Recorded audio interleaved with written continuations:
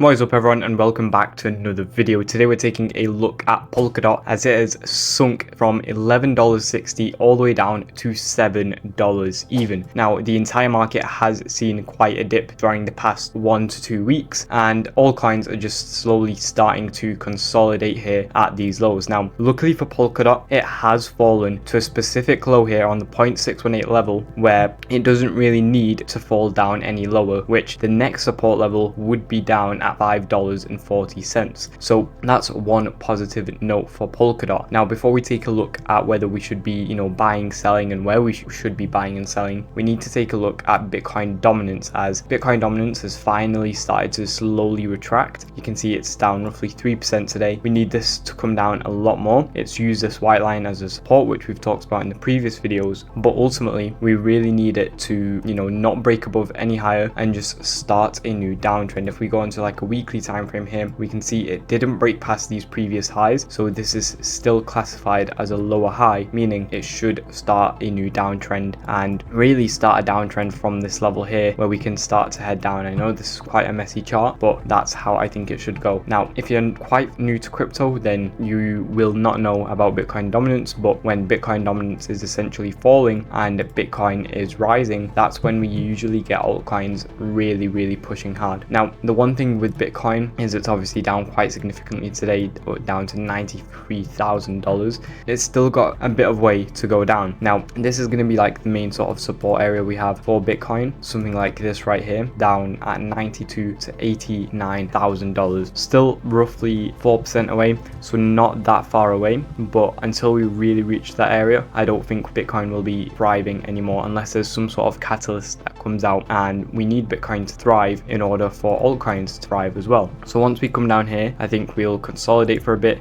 I think this week is just going to be quite low volatility simply because it's the holidays and not many people are going to be trading and so on and so forth. So I'd probably not trade either if I was you. The only way I'd trade is if you got an alert to enter a trade inside of our Discord, which you should check out. It will be the second link in the description. The trades we're sending out there are absolutely insane, so make sure you check them out. It will be the second link in the description. Now yeah, I mean, it's going to be quite risky because any sort of small move by a whale would essentially see a huge move in the market, simply because there's less volume in the market, so they're able to manipulate the price a lot more. And yeah, I think that's why we shouldn't really be trying to trade for this week. Now after this week, we'll go into the new year in January, and then January 20th is when Donald Trump is going to be in office. So that day I think is going to be quite a big one for the crypto market, and any day after that really I think is going to be a continuation of the bull run, and Donald Trump can file some legislations for crypto enabling another catalyst as well. So that should be quite bullish when that happens. Again, until then we have dipped, so we can start to accumulate. Like DOT for example, I think this is a good area to accumulate again. If you haven't done so yet, then this is a very good first area to buy. If you have accumulated previously, we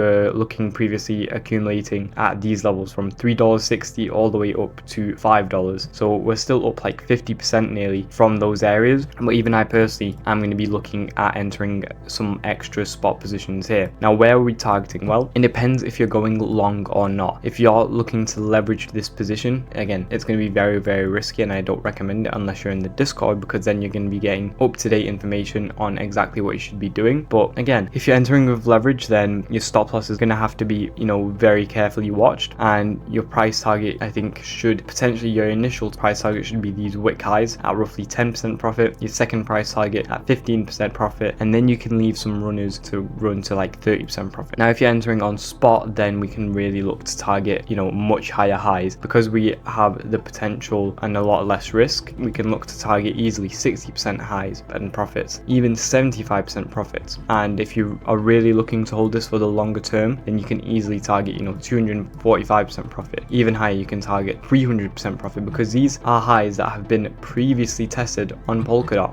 During the 2021 and 2022 bull run, we reached highs of $55. So yeah, I think this is going to be very easily achievable. Maybe not $55, but definitely the low to mid tens, like 10, 20, 30, 40, those sorts of numbers. Now if you're looking at the price targets and overall price action from 2021 to 2022 and how that bull run went, then you'll see we obviously had a huge pump from the initial catalyst, a huge dump, and then another catalyst and a huge pump. Now, I wouldn't really call this a regular bull run, simply because there was a lot of news and it was mainly news driven. You know, the first initial pump was caused by Tesla purchasing Bitcoin. Then we got the news that Tesla sold Bitcoin, huge dump. Then more news came out, we pumped more, and then the bear market came. So, you know, it's going to be slightly different this time. We have obviously gotten quite a large dump, and you know, if we're really looking at a similar sort of scenario, then this could potentially be the top, but I don't think so. I think we're going to continue to pump, and all bull runs are usually very, very different from one another. So again, it's going to be a new experience for every single person in the crypto market, unless you have, you know, experience in selling in bull markets, which I luckily do. So yeah, that's what I'd suggest doing, setting some price targets up at these specific levels and just selling at those levels rather than waiting and waiting for, you know, higher prices to come. Other coins to keep a lookout this week are going to be, for example, Render, which has fallen significantly, also at a very, very good level to be buying here at. Other coins, XRP has fallen not so much compared to other altcoins, so this is going to be an interesting coin to watch. Other coins like AVAX has fallen significantly, and you know, in a very, very short amount of time, it's been a huge candle down. So it's going to be interesting to see how that plays out. It's also in between 0.5 and 0.618 level, so lots of coins to be watching this week. But again,